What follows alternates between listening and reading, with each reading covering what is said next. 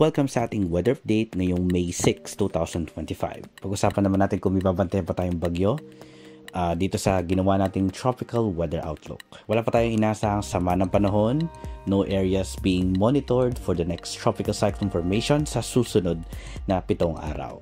Ibig sabihin nito, wala pa tayong nakikita sa weather models na pamumuo ng bagyo.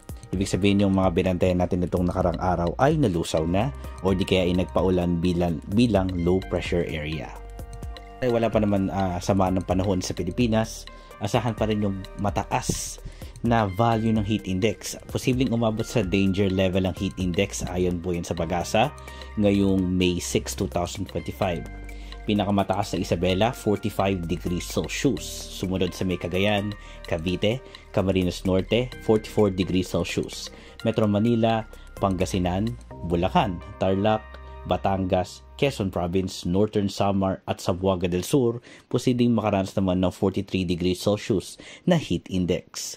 Para naman sa Cagayan, Zambales at Nueva Ecija, posibleng umabot din sa danger level na katumbas sa 42 degrees Celsius na heat index. At dahil matataas pa rin ang value ng heat index, inaasahan natin yung sunod-sunod na pamumuo ng mga localized thunderstorm. Para naman sa Luzon, asahan ang matitinding thunderstorm sa may Central Luzon. May mga inaasahan din tayo thunderstorms sa ilang bahagi ng Southern Luzon at Bicol Region, even sa northern section ng Luzon. Para naman sa Visayas, asahan natin yung mga thunderstorms sa may western section ng Visayas at eastern section ng Visayas.